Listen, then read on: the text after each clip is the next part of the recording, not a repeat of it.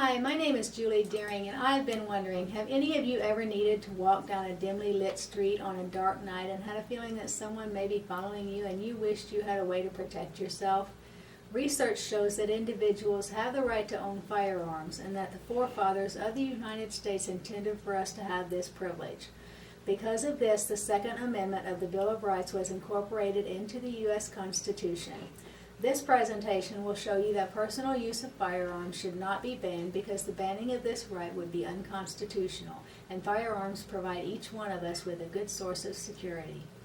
In his book, The Second Amendment Primer, Les Adams tells us that the framers of the Constitution were raised in old European beliefs and laws, and that they brought these beliefs with them when they came over to the United States. These are the very beliefs that they were thinking about when they wrote the Constitution and the Bill of Rights for this country. Adams reminds us that in mid-1787, Congress wrote the U.S. Constitution, and after long debate between the Federalists and Anti-Federalists, the Bill of Rights was written and incorporated into that Constitution on December 15, 1791. Adams reiterated the second of these amendments, which states that a well-regulated militia being necessary to the security of a free state, the right of the people to keep and bear arms shall not be infringed. This statement clearly shows that the framers of the Bill of Rights intended for the people to have the right to own arms and that this right should not be disregarded. Wayne LaPierre stated in his book, The Essential Second Amendment Guide, that after all the debates and court cases involved in this issue, there is still a difference of opinion which causes present gun laws to vary from state to state, although mostly the laws are very close in their restrictions.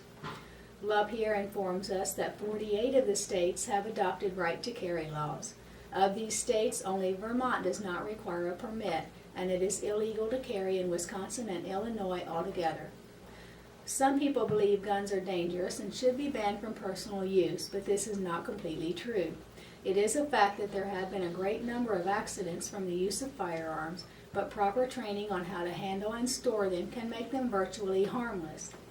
This chart shows astounding evidence that firearms are not as dangerous as some other causes of fatal accidents. I created this chart from information acquired by the Center for Disease Control as visible evidence. Now, as you can see, even though firearms claimed a good many lives, studies show that vehicle accidents and poisoning are more dangerous. In 2007, firearms claimed 31,224 lives, while vehicles claimed an amazing 44,128, and poisoning took the lives of 40,059 people. It is undeniable that firearms pose a much less risk for people than driving or riding in a vehicle. Would it make any sense to ban the use of vehicles because they're dangerous? No, that would be ridiculous, right? So why would we want to ban firearms for this reason? Now I'll continue with some data concerning the different firearm dangers.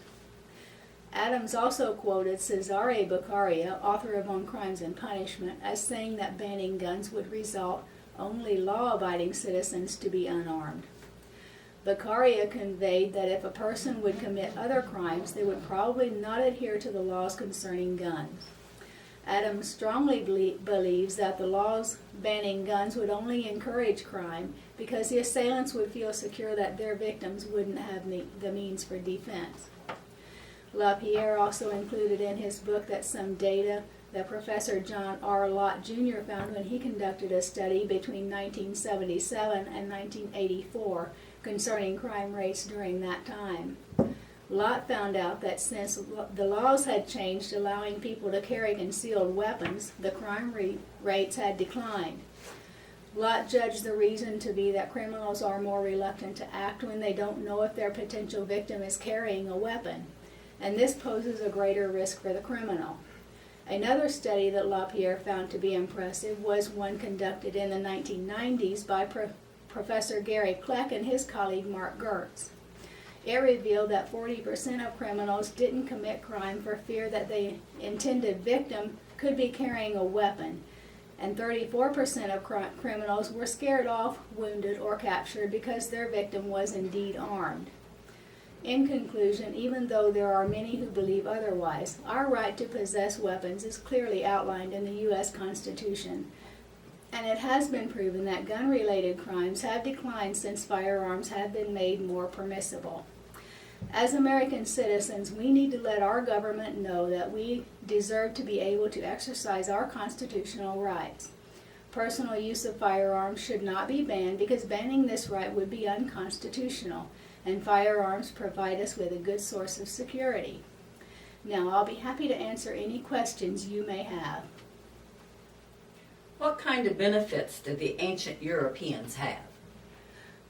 In ancient Europe, citizens were not only permitted to own and carry weapons, but in most cases they were obligated to do so, to the extent that they would have to pay fines if they were caught without them in their possession.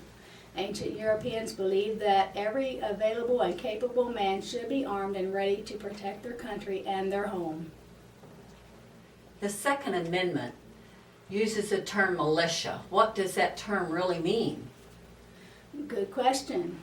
In his book, The Essential Second Amendment Guide, Wayne LaPierre quoted Richard Henry Lee as stating in 1788, "A militia, when properly formed, are in fact the people themselves and include all men capable of bearing arms." Are there any laws that would protect the average citizen from persons who are not mature or competent enough to use guns safely? Even those that disagree with gun control agree that there should be some restrictions to this freedom. There are 9 classes of people included in this restriction: felons, misdemeanors of domestic violence, fugitives, drug abusers, mentally ill, illegal immigrants, persons who have renounced their citizenship, anyone under court restraint, and those who have been dishonorably discharged from the military. Thank you.